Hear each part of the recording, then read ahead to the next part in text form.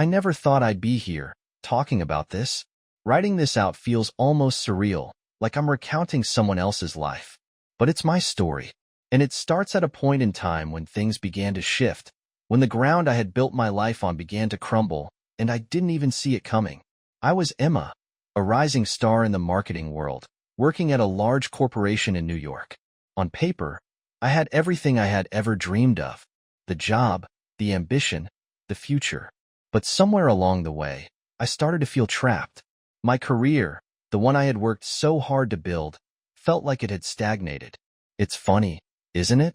How you can work so hard, pour everything into something, and yet, in the end, it feels like you're invisible. Like your ideas don't matter.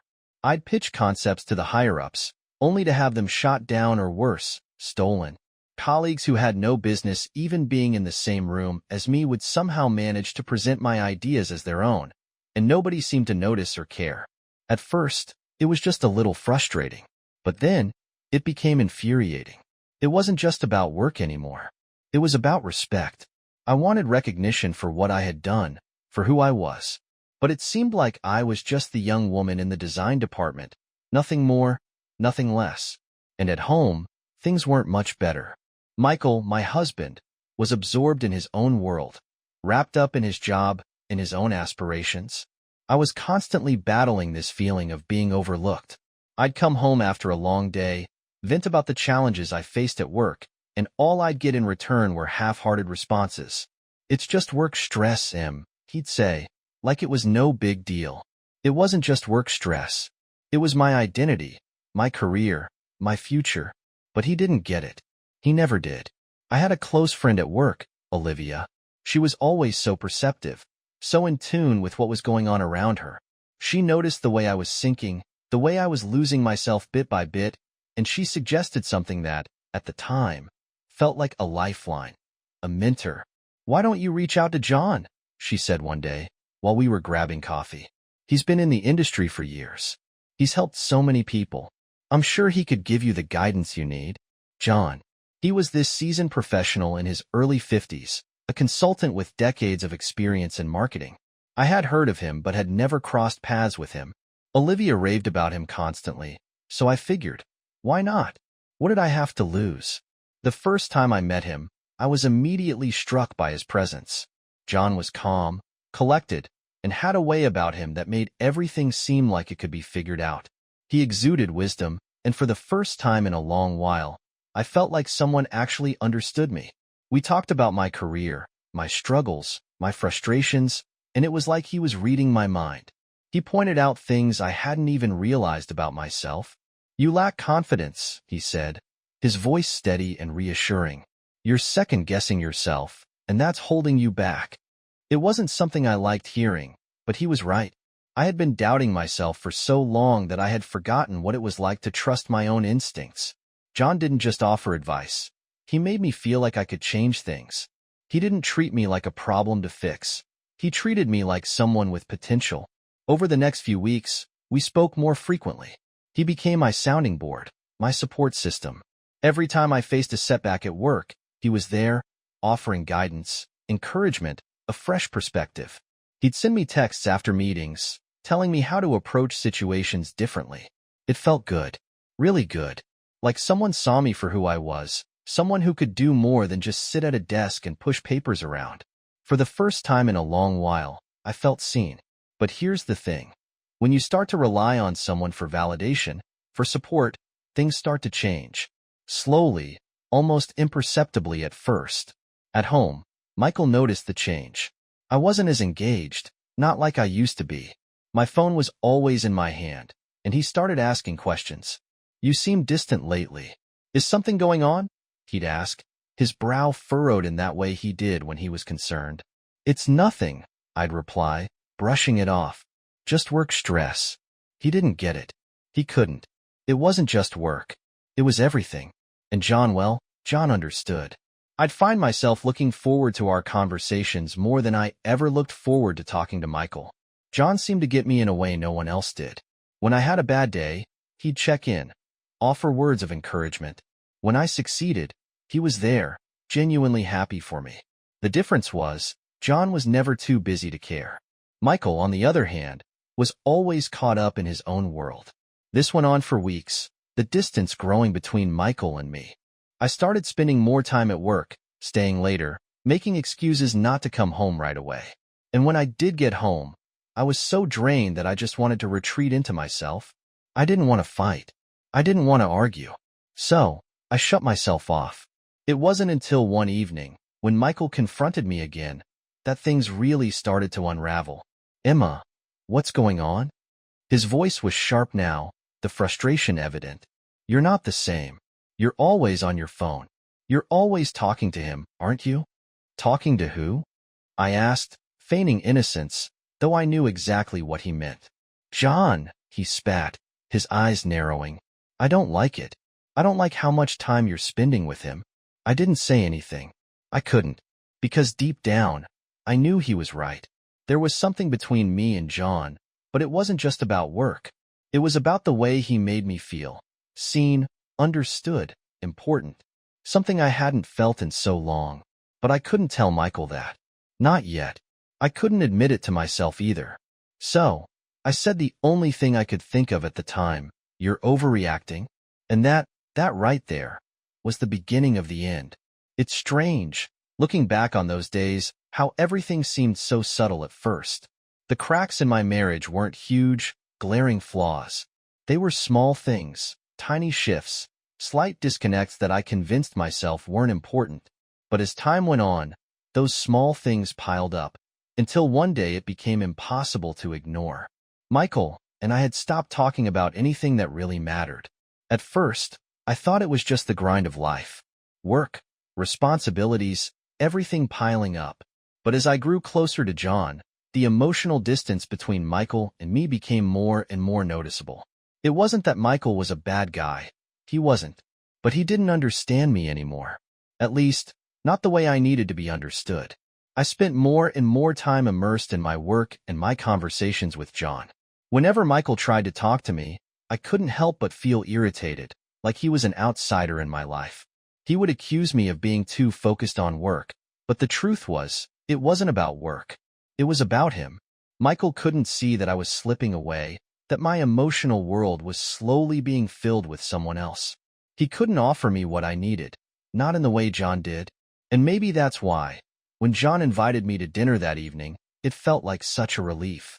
I was exhausted. Physically, mentally, emotionally. And here was someone who not only noticed my struggles but actually cared about them. We sat in a small, cozy restaurant, away from the noise of the city, just talking. It wasn't just about work, it was about everything. He was so easy to talk to, and for the first time in months, I felt like I could breathe. He listened, really listened, and gave me advice. But it wasn't just professional. It was personal, too. I don't know when it happened exactly. It was like everything in me had been holding my breath for so long that I didn't even realize I was gasping for air. After dinner, John invited me to his apartment. He said he had some books and materials that could help with my work, and I didn't think twice about it. I wanted to be around him. I wanted to keep talking, to keep feeling like I mattered. When we sat on his couch, the conversation shifted, and I began to open up. I told him about my frustration with work, with Michael, with everything. John just sat there, nodding, understanding. He didn't interrupt or offer meaningless words of comfort. He just let me talk. And I don't know when it shifted, but there we were, sitting too close, looking at each other in a way that I knew meant something had changed. And then it happened. He kissed me. I don't know what I was expecting, but it was nothing like the slow, gentle kiss I'd imagined. It was urgent, like he needed me as much as I needed him in that moment. Everything I had been bottling up, every ounce of frustration, every bit of loneliness, just poured out in that kiss. I don't know how long it lasted, but it felt like a lifetime. When we pulled away, there was no turning back. He kissed me again, this time more tenderly, as if he was grounding me in a way I hadn't realized I needed. I was still so conflicted, still so torn, but everything about being with him felt real. More real than anything I had felt with Michael for so long.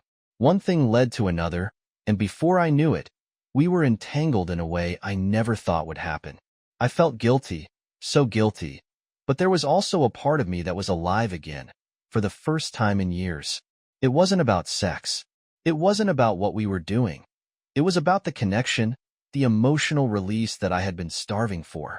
With John, I felt seen. The next few days were a blur of confusion. Guilt gnawed at me, but so did the need to be with him, to talk to him, to feel like someone understood. I tried to go back to normal with Michael, tried to pretend that everything was fine, but it wasn't. How could it be? How could I go back to someone who didn't understand me when I had someone who made me feel like I was important again? Michael noticed, of course. He wasn't blind. He'd been distant for months, but now he was aware. He could feel the shift in the air. I tried to pretend nothing was wrong, but he wouldn't let it go. "What's going on, Emma?" he asked one night, his voice tight with frustration. "You've been so distant lately. What's happening?" I knew he had to know. Deep down, he had to feel it. And when I looked at him, I realized that I couldn't keep pretending anymore. I couldn't keep lying to myself, or to him. I was caught between two worlds now, and the truth was unavoidable. "I'm not happy, Michael," I said, the words spilling out before I could stop them. "I haven't been happy for a long time. And I'm seeing someone else." The silence that followed was deafening. I could see the hurt in his eyes, the disbelief, and then the betrayal. "What do you mean, you're seeing someone else?" His voice cracked, the anger and pain mixing in a way that shattered me. "I didn't want this," I said, my voice barely above a whisper. "I didn't want to hurt you, but I felt alone, Michael. You didn't see me anymore. And John, he's been there for me. He listens. He understands." That's when it all fell apart. Michael's face twisted in anger, and I saw the man I had been with for so many years, the man I had loved, turn into a stranger. He didn't understand how I could do this. He didn't understand that I needed something more than what he could give. "You think he understands you? You think he's the answer?" Michael spat. "You've destroyed everything. For what? For some guy who's just using you." I don't know how the conversation ended. I don't know when it stopped being about us and started being about blame and hurt. But I knew, in that moment, that the relationship we had, everything we built together, was slipping through my fingers, and I couldn't stop it. I looked at Michael one last time, feeling both regret and relief.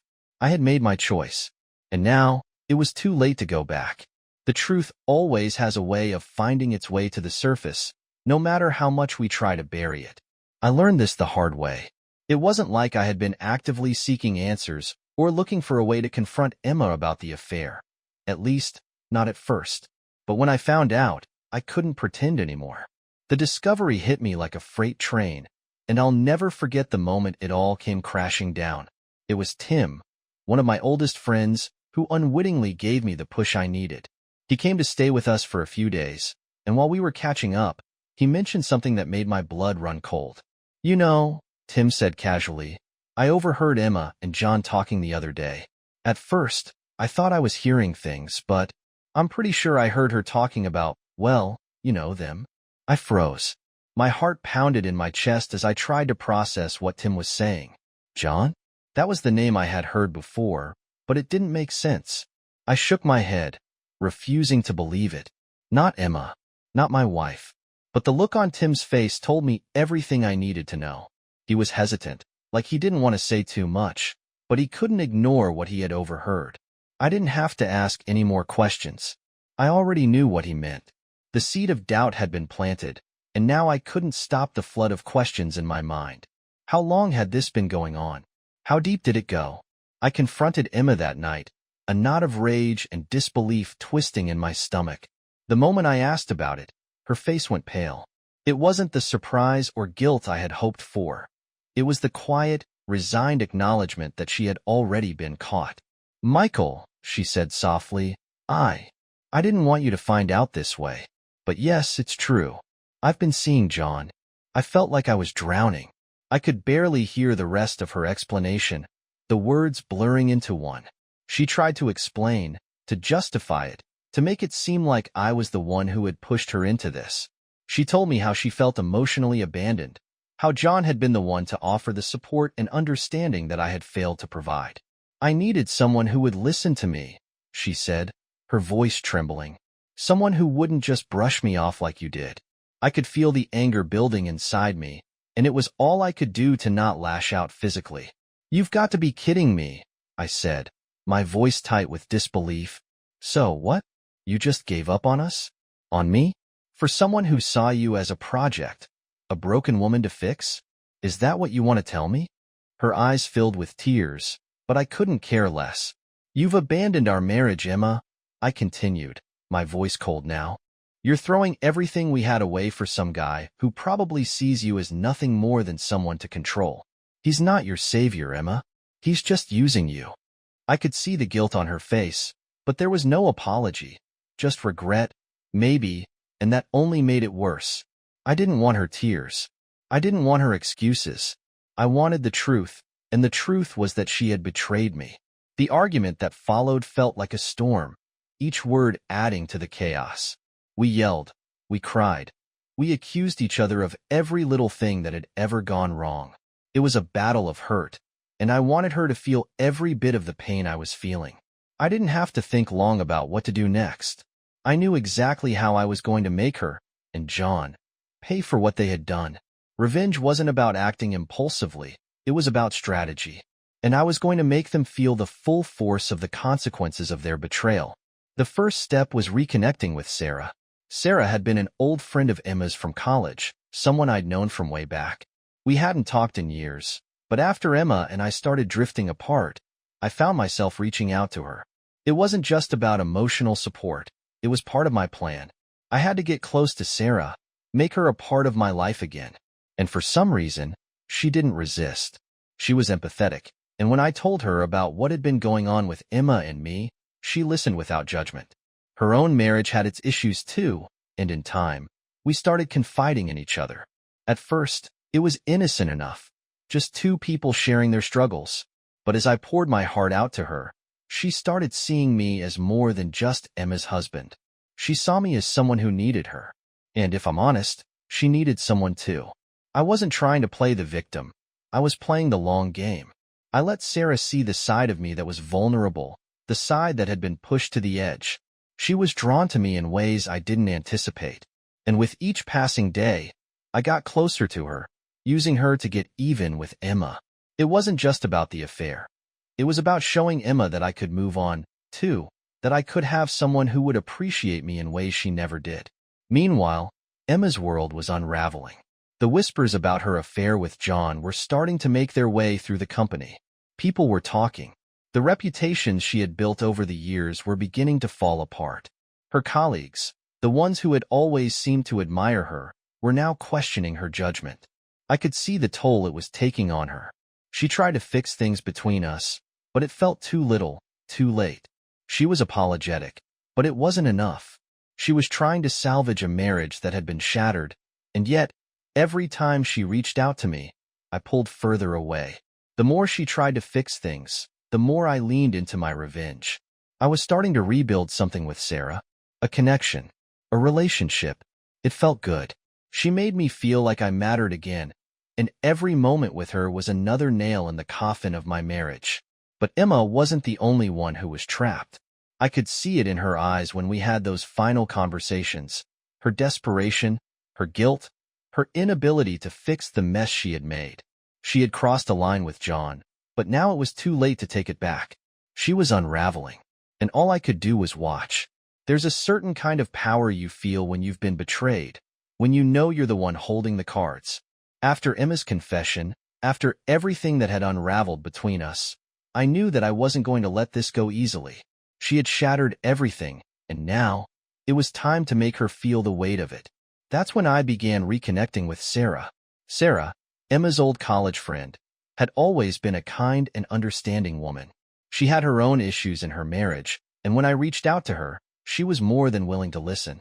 Initially, it was just an innocent reconnection. We had history together, and I didn't want to jump into anything too quickly. But as the days went on, I realized that Sarah's empathy wasn't just a comfort, it was a weapon. I started subtly playing on her emotions, showing her my vulnerability, talking about how hurt I was by Emma's betrayal. She, of course, empathized. She was someone who understood what it was like to feel neglected, to feel unappreciated in a relationship. Slowly but surely, She began to see me as someone who could provide the emotional support that her own husband had failed to offer her. The more I spent time with Sarah, the more the lines between us began to blur. At first, we were just friends, talking, sharing frustrations. But it wasn't long before I started noticing the way she looked at me. There was an emotional chemistry that I couldn't ignore. And the more I let her lean on me, the more I let her see the depth of my pain, the closer we got. Eventually, the inevitable happened. One night, after a particularly intense conversation about both our broken marriages, Sarah kissed me. I didn't resist. It felt like an easy choice in that moment, a way to feel alive again, to take control of my own emotions for once. The affair began, not out of love, but out of strategy. I wasn't just using Sarah to feel better. I was using her to make Emma pay. It felt good at first, not just because of the physical release, but because it gave me the upper hand. Every kiss, every moment I spent with Sarah, felt like a small victory. I was growing closer to someone who appreciated me, who understood me, and at the same time, I was making Emma feel what I felt, abandoned, alone, betrayed. But I wasn't done yet. I wasn't just playing with Sarah's emotions. I was playing with the situation. Every conversation with her was an opportunity to manipulate. I'd make subtle comments about her own marriage, suggesting that maybe she deserved better than her husband, that she shouldn't settle for someone who didn't appreciate her. It was a carefully crafted strategy to make her doubt everything. And it worked. Sarah started opening up about her frustrations, and slowly, I became the one she turned to for comfort. I could see it happening. She was starting to fall for me, not out of any real love, but because I was the person who made her feel understood. And that was exactly what I wanted. I wasn't in this for the right reasons. I was in this to make sure Emma paid for what she had done. As I grew closer to Sarah, I began to dig into John's past. I needed to know everything about him. I wasn't just going to expose Emma's affair. I was going to expose both of them. I knew I could destroy John's career, just like Emma's. His professional reputation was the key. I started to gather information, finding every little piece of his past that could be used against him. While I was plotting my next moves, I began to manipulate Emma, too. I would tell her, in casual conversations, that everything was broken, that our marriage couldn't be fixed. I made sure she knew I was moving on with someone who actually understood me, someone who didn't leave me feeling alone and unimportant. Every time I said these things, I saw the guilt wash over her face, but I didn't care. I needed her to feel it. I needed her to feel desperate. And she did. Every time she tried to apologize, every time she came to me begging for forgiveness, I would push her further away. She became more desperate, more frantic. It was a twisted game, but it felt necessary. She needed to know what it felt like to lose everything. But I didn't stop there. I began orchestrating situations where Sarah and John would cross paths. I'd invite Sarah to work events, knowing that John would be there, and I'd sit back and watch. The tension was palpable. Neither of them knew what was happening, but I could see the discomfort in their eyes as they exchanged glances. They didn't know that I was the one pulling the strings, but I was. Every interaction was another step in my plan. I also used my growing closeness with Sarah to gather information about Emma's professional life. Her career was spiraling, and I wasn't going to let her recover from this. I had a contact in the PR department, someone who owed me a favor, and I knew just how to use that. I leaked the news about Emma and John's affair anonymously, targeting the key people who could make or break her career. The whispers started. The rumors began to spread like wildfire. Emma's professional life, once so promising, was now collapsing. Her colleagues were gossiping, and her reputation, which she had worked so hard to build, was slowly slipping away. John, too, started distancing himself from her. As the pressure from both her career and personal life mounted, she tried to confront him, but he had his own reputation to protect now. He didn't want to be seen with her anymore. Meanwhile, I was watching all of this from the sidelines, a twisted sense of satisfaction filling me as I watched Emma and John's worlds crumble. The damage was done. I had orchestrated the perfect storm, but as I watched Sarah struggle with her own feelings, I started to notice something. Olivia was watching me too. She had started to notice the way I was manipulating Sarah, how I was pulling the strings without her knowing. Olivia reached out to Rachel, telling her that something didn't seem right about me. But neither of them spoke up. They were too afraid to challenge me. They agreed that Emma needed to face the consequences of her actions, and I couldn't help but feel like I had everyone in my pocket. Tim, my old friend, was beginning to grow suspicious too. He'd been there for me when I needed him, but he could see the anger in my eyes, the vengeful glint that wasn't there before. He didn't know what to make of me anymore, and I could see the doubt in his eyes. But I wasn't concerned with him. I was focused on my revenge, and I wasn't done yet. The moment of reckoning had arrived. The months of planning, the manipulation, the careful construction of my revenge. Everything had led up to this one moment, and I was ready. I had spent weeks setting the pieces into place, making sure that when the time came, Emma's betrayal would be exposed in the most public way possible. I knew exactly who to talk to, which whispers to spread, which key figures in the company to approach. With my connections and influence, I ensured that the right people heard the story. Emma and John's affair, their deception, everything. The day it all came to a head was a corporate event, one of those major gatherings where everyone from upper management to junior staff were in attendance. It was the perfect setting for the truth to come crashing down. I didn't just want Emma's personal betrayal exposed. I wanted her career to be obliterated in front of everyone she had worked with, everyone who had once looked up to her. As the evening went on, the whispers began. At first, they were quiet, almost imperceptible. But then, as more people heard the rumors, they spread like wildfire. Emma's affair with John was no longer a secret. It was the only thing people could talk about. Colleagues exchanged knowing glances, some even offering the kind of sympathetic smiles that made my blood boil. It didn't take long for the company to react. They issued a public statement distancing themselves from Emma's actions, distancing themselves from the mess she had created. She was left standing there, her career unraveling, her future slipping away. John, too, felt the heat. As the rumors about him became undeniable, he tried to defend himself, claiming there was no romantic involvement, but it was too late. His reputation had been ruined, and the evidence against him was undeniable. As Emma's world collapsed, I stood at the back of the room, watching it all unfold with a quiet satisfaction. The humiliation, the pain, it was all part of the plan. I had watched her destroy everything we had together, and now it was my turn to watch her lose it all. And John, well, he wasn't immune either. His career, once thriving, was now in ruins.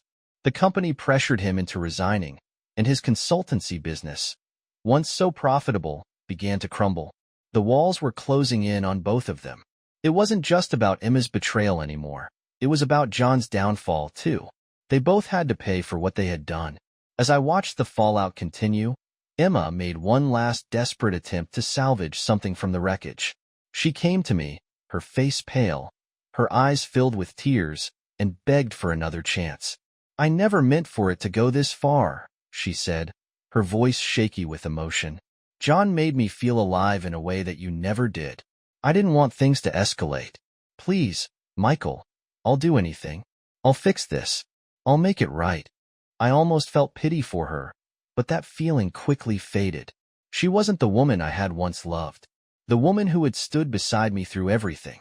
No, she had become someone else, someone who had betrayed me in the worst possible way. "I don't see you the same way anymore, Emma," I told her coldly. "You're not the woman I married.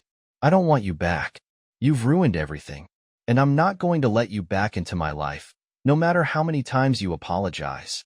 Her face crumpled, and for a moment, I almost thought she might break down completely, but there was nothing left to save. She had destroyed it all. I had moved on, emotionally and physically. I was done with her, but the damage wasn't over. As I started to focus more on Sarah, I began to notice something. The same woman I had once used to fuel my revenge was now starting to question my intentions. Sarah had begun to notice the way I manipulated her, the way I played with her emotions like a puppet, and she wasn't happy about it. "I've been thinking," she said one evening, her voice full of hesitation, "and I don't know if I can continue like this, Michael. You've used me, and I think you know it." I tried to play it off, but deep down, I could see the disappointment in her eyes. She had begun to see through my facade, and the guilt I thought I had buried deep inside me was starting to surface. I didn't want to admit it, but I had used her, and now she was pulling away. You don't understand, I tried to explain, but I could tell she wasn't buying it anymore. I've been hurt, Sarah. I needed this. I needed to take control of something.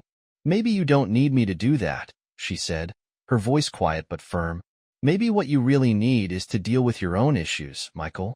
Because this isn't healthy, and I'm not going to be a part of it anymore. With that, Sarah walked away, and for the first time in a long while, I felt empty. The revenge, the satisfaction, it all felt hollow. I had one, sure, but at what cost? Meanwhile, Emma's world was falling apart. Rachel and Olivia reached out to her, offering what little support they could. Emma had begun to realize that her actions had consequences far beyond just Michael and John. Her career was ruined, her reputation shattered, and she was now facing the long road of rebuilding her life from scratch. As for me, I tried to push my doubts aside, to focus on the satisfaction of what I had achieved. But the truth was, I couldn't shake the feeling that I had gone too far. I had ruined two people's lives, not just for justice, but for revenge. And now, I was left alone, with nothing but the ashes of my own actions. Tim, my old friend, came to see me one evening. He had been silent through most of my revenge plot, but now, as I looked at him, I could see the disappointment in his eyes. Michael, he said quietly, I don't know what's happened to you. This isn't you. You've gone too far. You've hurt people who didn't deserve it. I could feel the weight of his words, but I refused to let them sink in. I did what I had to do, Tim, I replied, my voice colder than I intended. I had to make them pay. Tim didn't argue further. He just shook his head and left. And for the first time in a long while, I started to wonder if he was right. But I never regretted my revenge. Not fully. Emma's world had completely fallen apart.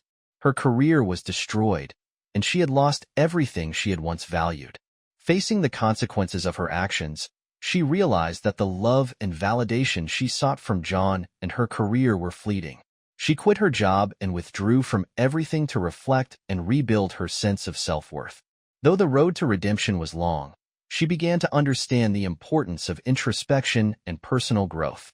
As I watched Emma struggle, I felt a small pang of guilt, but also a sense of justice. Revenge had given me temporary satisfaction, but it hadn't healed my wounds. The victory I thought would bring peace now felt hollow. I started realizing that while I had focused on hurting her, I had neglected my own healing. I needed to address my own pain and work on becoming a better person for myself, not out of vengeance. Eventually, Emma began rebuilding her career from scratch, taking a job at a smaller company and focusing on authenticity and personal growth. She still had a long way to go, but she was on the right path. I also began a new relationship with someone emotionally supportive and healthy. Though I still carried scars, I was learning to trust again. Rachel and Olivia remained a constant support for Emma, helping her rebuild and encouraging her to be kind to herself. Tim and I drifted apart as our friendship had been tainted by my thirst for revenge. While there was no confrontation, we both understood we had to find our own way forward. Though Emma and I were on separate paths, we were both learning from the past and starting to move on. The weight of anger and regret had started to lift, and for the first time, I felt ready to move forward.